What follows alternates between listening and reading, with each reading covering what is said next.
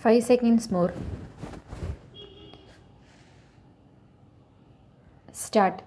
Mr. Speaker, sir, this kind of resolution is coming for the second time in this House. In the year 1977, a similar resolution was brought before this very House, and the Minister for Law then argued against the resolution, saying that it was not practicable and that it could not be implemented because of the size of this country. He also stated that there were many problems facing the country and that the implementation of such a policy will require large sums of money. He estimated the expenditure at rupees 800 crores for the provision of unemployment allowance. That was the main reason why he rejected the proposal, even though he was sympathetic in his approach to the problem. I think the same reason may be given by the Labour Minister in his reply to the debate. I support this resolution because everyone knows that the problem of unemployment is very great in this country. It is the duty of the government to solve the problem. The government will always say that there are not sufficient resources, and if this responsibility is placed on the government by a suitable amendment to the constitution, the government will have to accept it. In my opinion, if there is a will, there is a way. If the government want to take this up seriously, I have no doubt it can get the resources necessary for this purpose.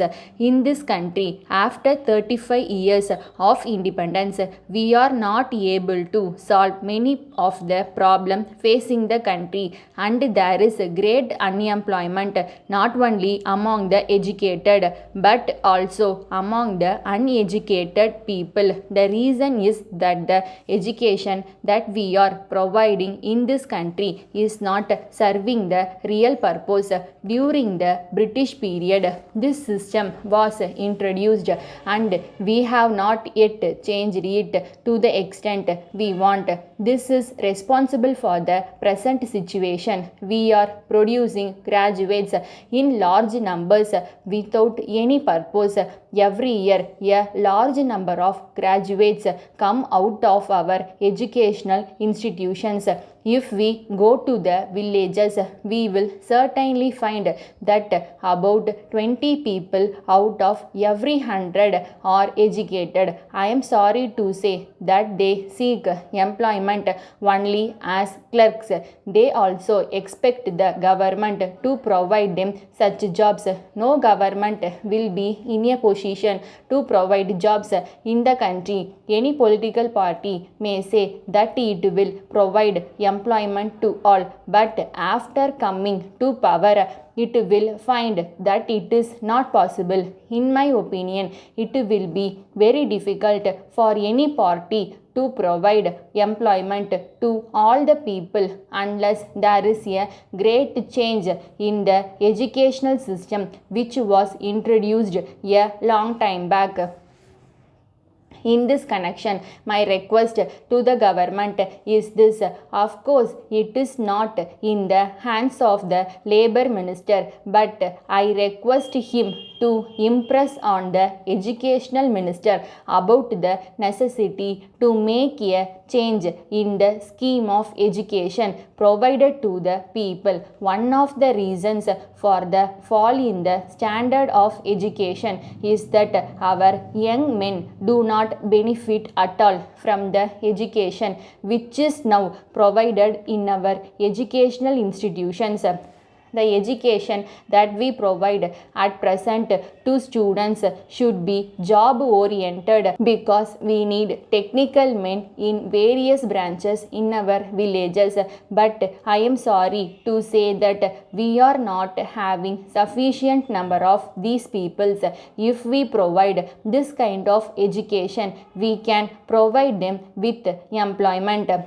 Letter dated 20th June 1980 from Kumaran and Sons, Chennai. 2. Messrs. Gopal and Brothers, Madurai. Dear sirs, kindly refer to your enquiry of the 10th instant regarding our new product advertised last week. As you are aware, we are specializing in the manufacture and sale of the said product.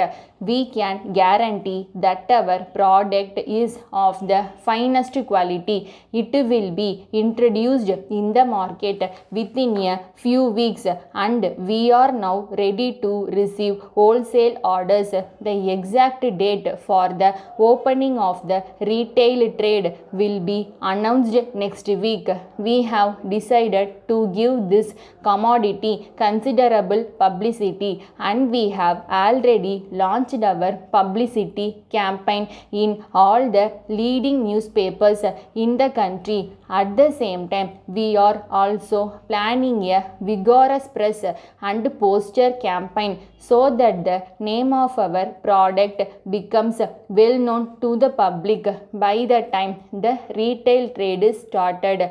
We propose to publish our advertisements in several English and Tamil papers throughout the country. We enclose here with details of advertisement materials that we will be supplied free to those who stock our product, and copies of the leaflets that will be distributed to the public. They contain information about the uses and advantages of our product.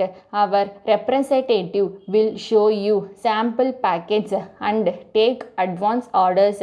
We would welcome your valuable suggestion for making our advertisement campaign a success. Yours faithfully, Stop.